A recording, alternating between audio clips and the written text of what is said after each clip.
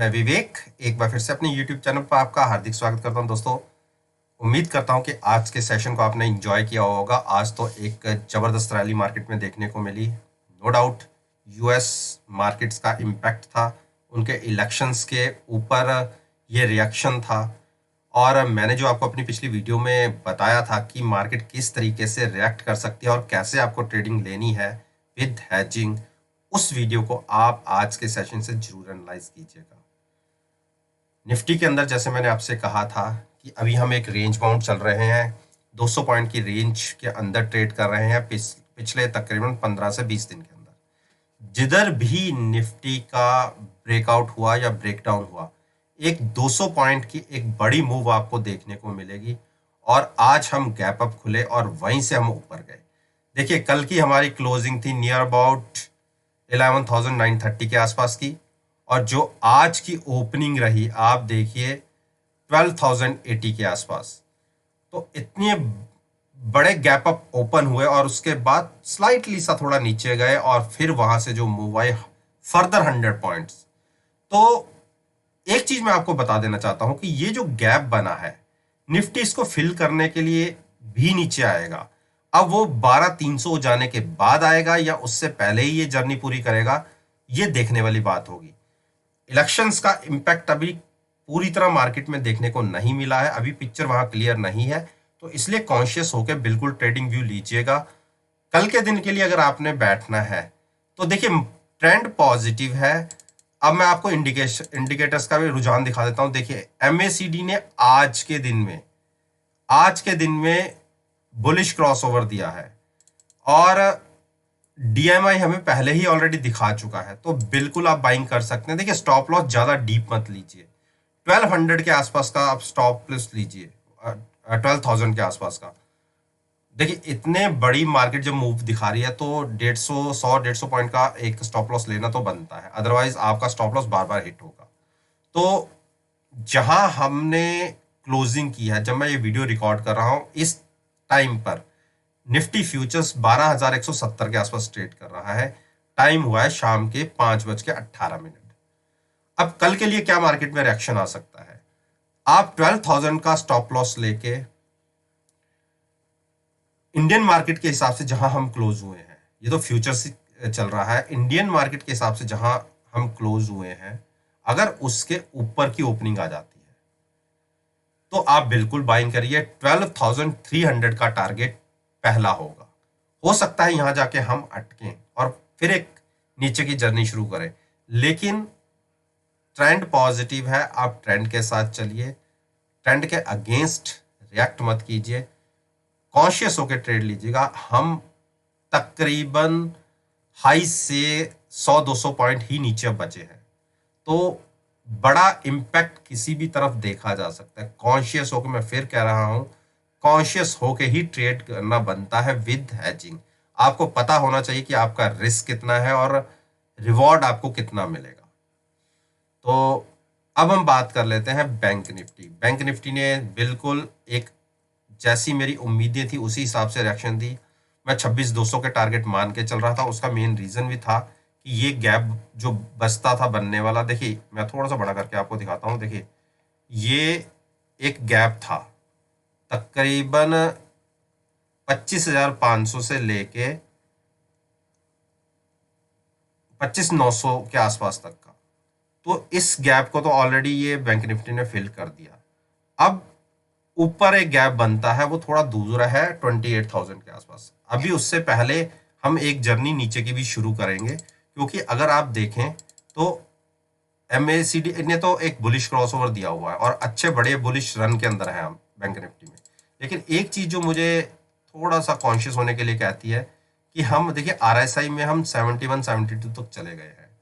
तो देखिए, रिसेंटली जो हाई आरएसआई का लगा था वो भी 74 के आसपास का था। उसके बाद हमने कितनी बड़ी करेक्शन इसके अंदर यहां तक देखी।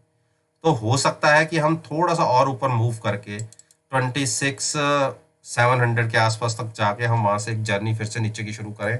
तो कॉन्शियस होके इसमें भी ट्रेड लीजिएगा। ऑलरेडी हम एक अच्छा बड़ा रनअप देख चुके हैं, तो 400-500 पॉइंट ऊपर जाके हम एक करेक्शन की उम्मीद कर सकते हैं। तो इसके अंदर भी ट्रेंड अभी बुलिश है, लेकिन इतने बड़े अपसाइड मूव के बाद जब RSI 72 के आसपास हो तो बाइंग मैं तो नहीं कहूँगा। हाँ, मैं अपनी पिछले वीडियोस में, तमाम वीडियोस में कहता हुआ हूँ कि आप कॉल लेके शॉर्ट कर सकते हैं। कई फ्यूचर्स मैंने ऐसे इस तरीके से किया, नो डाउट उसमें मुझे लॉस हो रहा होगा, लेकिन मेरी पोजीशन देखिए हेज थी। तो इसी तरीके से मैं इसके अंदर भी कहता हूं कि अगर आप बाइंग करने का मूड में हैं तो आप विद ऑप्शन बाय करके, केवल ऑप्शंस में ट्रेड मत कीजिएगा कि आपने कॉल बाय कर ली, आप पुट बाय करके फ्यूचर्स बाय करिए। इस तरीके से आपको रिवार्ड मिलने के भी चांसेस ज्यादा रहते हैं और रिस्क आपका मिनिमम होता है। तो अपसाइड पे अपना ध्यान रखिए, शॉर्ट पोजीशन अभी मत लीजिए, जब ट्रेंड रिवर्स होगा तो मैं आपको बताऊंगा कि अब शॉर्ट बनती है या नहीं। अभी तो फिलहाल शॉर्ट नहीं बनती। अब मैं बात कहता हूँ रिलायंस की। देखिए, रिलायंस ने एक अच्छी क्लोजिंग आज की दिखाई है। अपसाइड की मूव मैंने आपको कहा था कल की वीडियो में कि हम 1980 तक जा सकते हैं। क्लोजिंग हमें 1942 के ऊपर की मिल गई है। आप इसका स्टॉप लॉस लेके 1981 के टारगेट के लिए ट्रेड ले सकते हैं। देखिए, 1980 के ऊपर अगर एक क्लोजिंग मिल जाती है तो ये समझ लीजिए 30 to 40% लोग अपना ध्यान अब बाइंग की तरफ लगाना शुरू कर देंगे। और 2045 के ऊपर की क्लोजिंग तो एक नया जोश इसके अंदर क्रिएट कर देगी। उस तरीके से मैं फिर से आपको रिलायंस के अंदर 2300 के टारगेट्स दिखा दूंगा। रीजन क्या है कि अगर निफ्टी को 500-600 जाना है तो रिलायंस 2300 फिर से होगा। तो बाइंग पर ही ध्यान रखिए। स्टॉप आप कल की ओपनिंग जैसी भी रहती है, अगर हम आज जहां क्लोज हुए हैं उसके ऊपर ओपन होते हैं तो आप 1940 के स्टॉप लॉस के साथ बिल्कुल बाइंग कर सकते हैं। 1980 का टारगेट होगा, उसके ऊपर ट्रेड होने पर हम 2045 के टारगेट के लिए बाई कर सकते हैं। शॉर्ट अभी मत करिए, ऑलरेडी ये ओवरसोल्ड हो चुका था, थोड़ा जंप बनता था, तो बाइंग साइड पर ही ध्यान रखिए। अब मैं बात करता हूँ HDFC बैंक।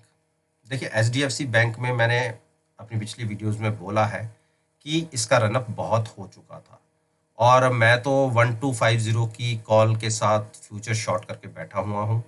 और लेकिन मैंने साथ साथ में मेरी अपनी पोजीशन में इस तरीके से है क्योंकि मैं ज़्यादा बड़ा रनअप नहीं देख रहा था, लेकिन जैसा इसने क्रॉसओवर दिखाया था, ये देखिए क्रॉसओवर दिखा रहा है, तो इस तरीके से कायदे से शॉर्ट की पोजीशन लेना मूर्खता होगी। लेकिन मैंने थोड़ा पहले ही ले रखी है, इसलिए मैं अभी भी कंटिन्यू कर रहा हूं। लेकिन यहां से बाइंग ही बनती है।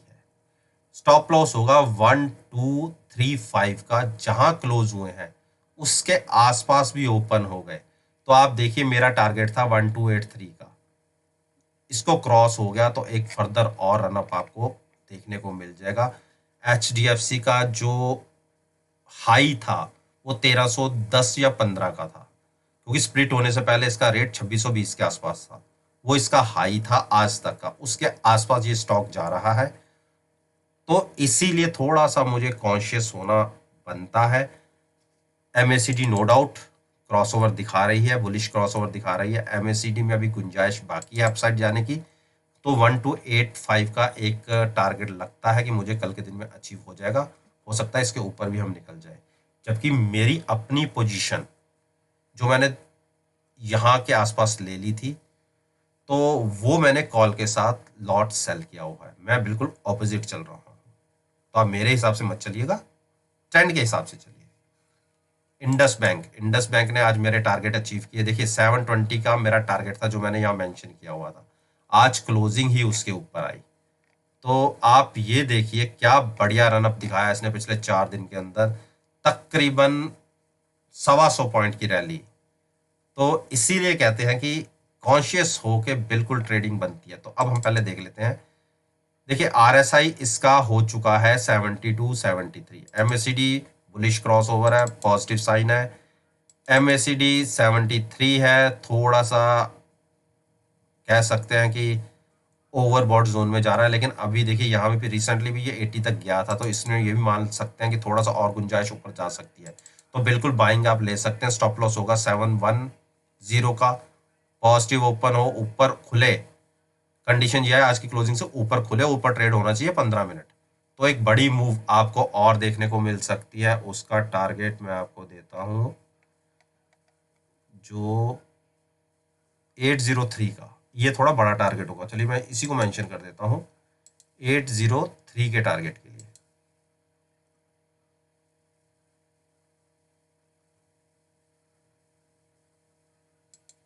ये छोटा सा एक 100 पॉइंट्स का और टारगेट होगा अगर हम कल ओपन खुलते हैं ऊपर की तरफ पॉजिटिव खुलते हैं तो। H D F C bank, H D F C ने आज मुझे निराश किया और मेरी इसमें मैंने फिर से पहले तो प्रॉफिट लेके मैं एक बार एग्जिट हो गया था, इसने फिर से रनअप दिखाया था तो इसीलिए मैंने कॉल बाय करके फ्यूचर सेल किया था। लेकिन आज को इसमें ऐसा प्रॉफिट देखने को मिला नहीं, जबकि मार्केट ने अच्छा रिएक्ट दिया और मेरे लिए तो ये बहुत अच्छा हुआ क्योंकि मेरी कॉल बाय थी और लॉट सेल था। इसके बावजूद इसने रिएक्शन नहीं दिया। अगर इसने पॉजिटिव रिएक्शन दे दिया होता तो मुझे अच्छा खासा लॉस हो जाता। मेरी पुट में मुझे उतने पैसे, सॉरी कॉल में मुझे इतने पैसे, मैंने कॉल बाय है और फ्यूचर सेल है, कॉल में मुझे इतने पैसे नहीं मिलते जबकि लॉट में पैसे ज़्यादा लग जाते। तो मेरे लिए तो ये अच्छा हुआ। लेकिन इसने रिएक्शन क्यों नहीं दिखाया, पहले उसको भी देख लेते हैं। हाईली ओवर बॉट है लेकिन एक साइन अच्छा दिखा रहा है, देखिए बुलिश क्रॉस ओवर हो गया, तो इसका मतलब मुझे अपनी पोजीशन से एग्जिट होना पड़ेगा। रीजन क्या है कि एक रनअप ये 2200 तक की दिखा सकता है, तो कोशिश करूंगा कि कल अगर इसमें कुछ ज्यादा रिएक्शन ना सुबह सुबह मिला तो मैं अपनी पोजीशन से एग्जिट हो जाऊंगा। तो आप इसमें पॉजिटिव रहिए, स्टॉप लॉस थोड़ा सा बड़ा ले लीजिए, 2060 का स्टॉप लॉस लेके आप बाइंग में बैठिए।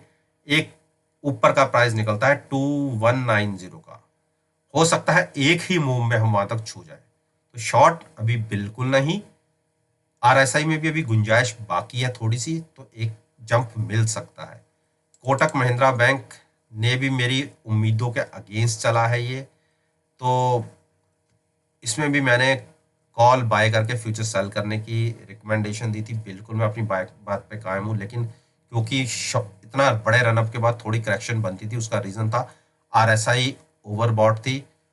हेजिंग के साथ मैंने शॉर्ट की रिकमेंडेशन दी थी, लेकिन पोजीशन हमारी हैज थी, कोई इतनी बड़ी देखने वाली बात नहीं है। कल से हम 40-50 रुपए ऊपर ही क्लोज हुए हैं, तो अगर हम देखें तो कॉल में भी हमें कम तकरीबन 50% का अप्रिशिएशन तो मिलता ही है। अगर इसमें 40 रुपए गए तो उसमें 20 रुपए तो बड़े ही होंगे, तो अभी इतनी घबराने की बात नहीं है। अभी पूरा महीना बड़ा है और रिएक्शन दिखा सकता है, तो इसलिए ट्रेंड पॉजिटिव है। इतने फर्दर बड़े जंप के साथ मैं बाइंग की रिकमेंडेशन फर्दर तो नहीं दूंगा, लेकिन जो शॉर्ट अभी इंडिकेशन भी नहीं मिल रहा कि हम कोई शॉर्ट पोजीशन क्रिएट करें, तो इसलिए साइड होकर बैठना ही ज़्यादा अच्छा है।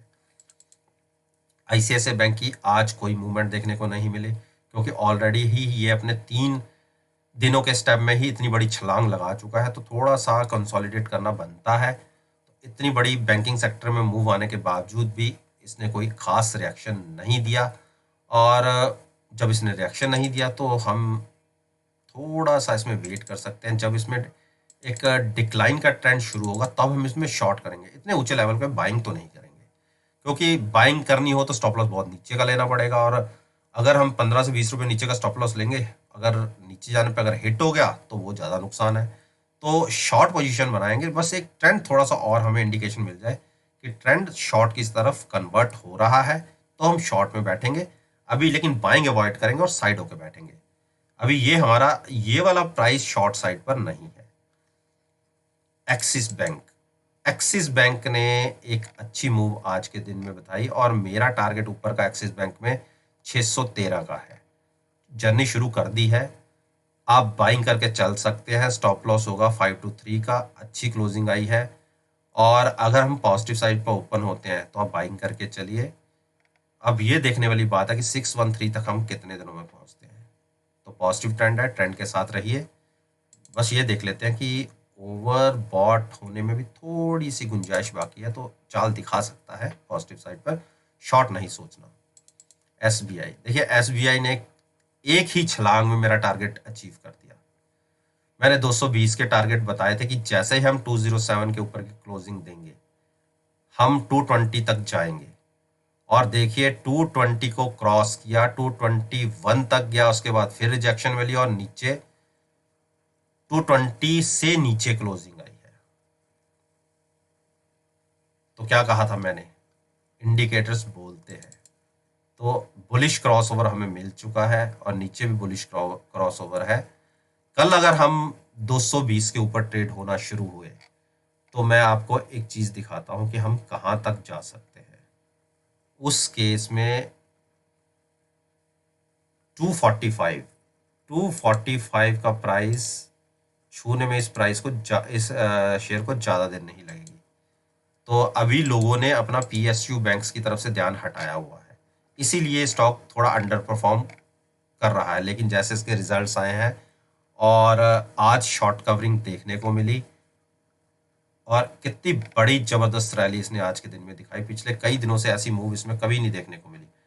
यहाँ पे एक मूव देखने को मिली थी, आप यहाँ देखिए 13 मार्च को। उस दिन इसने तकरीबन नीचे से 183 से मूव दिखाई थी, तकरीबन 245 की 60 पॉइंट्स की एक ही दिन में रैली दिखाई थी। तो उसी तरीके आज इसने उतनी बड़ी तो नहीं, खैर 20-25 पॉइंट की दिखाई है आज के दिन में रैली। तो बाइंग में बैठिए, वेट कीजिए कल की ओपनिंग का। अगर 222, 23, 24 के आसपास खुलता है या ट्रेड होना शुरू करता है तो आप 220 का ही स्टॉप लॉस लेके बाइंग में बैठ सकते हैं। और इसके ऑपोजिट एक चीज का और खास ध्यान रखिए, अगर ये फिर से 217-18 के आसपास ट्रेड होने लग गया तो आप 220 का स्टॉप लॉस लेके शॉर्ट भी कर सकते हैं, क्योंकि यही इसकी अलग अलग ट्रेडिंग रेंज है। देखिए पहले नीचे से ऊपर क्रॉस हुआ, ऊपर से यहाँ क्रॉस हुआ और यहाँ से इसकी ट्रेडिंग रेंज बहुत बड़ी निकलती है। तो अगर ये फिर से नीचे की तरफ आया, क्योंकि इसने ये जो गैप बनाया है इसको फिल कर सकता है और उसके बाद एक बड़ी जर्नी शुरू कर सकता है। तो हो सकता है कि इस गैप को फिल करने के लिए एक बार नीचे आ जाए, तो उस केस में आप शॉर्ट पोजीशन भी बना सकते हैं। रीजन क्या है, आरएसआई ठीक है अभी 67 68 के आसपास है, थोड़ी सी गुंजाइश बचती है। तो ज़्यादा अप मूव के लिए अभी फिलहाल मत बैठिए। हाँ, ट्रेडिंग रेंज अब 245 की हो जाएगी अगर 220 के ऊपर क्रॉस हो जाता है तो कॉन्शियस होकर ट्रेड लेना with hedging, no naked position, आपको अच्छा रिवॉर्ड मिल सकता है। तो दोस्तों ये वो स्टॉक्स थे, मेनली मैं निफ्टी और बैंक निफ्टी के जो अच्छे दिग्गज शेयर्स हैं उनके ऊपर अपना ओपिनियन आपके साथ शेयर करता हूँ। और आपको पता है कि मैं कहता हूँ कि आप नेक्स्ट ट्रेडिंग सेशन में मेरी वीडियो को आप एनालाइज कर सकते हैं सेशन के साथ, और खास करके इनके स्टॉक्स के प्राइसेस के साथ। और रिजल्ट्स आपको बहुत बढ़िया पॉजिटिव देखने को मिलेंगे।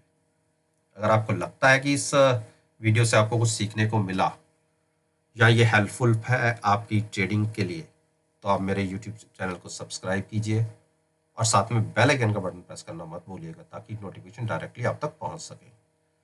इस बात के साथ मैं आपसे विदा लेता हूं और एक नई वीडियो के साथ फिर से आपके सामने आऊंगा। तब तक के लिए धन्यवाद, take care and have a nice day.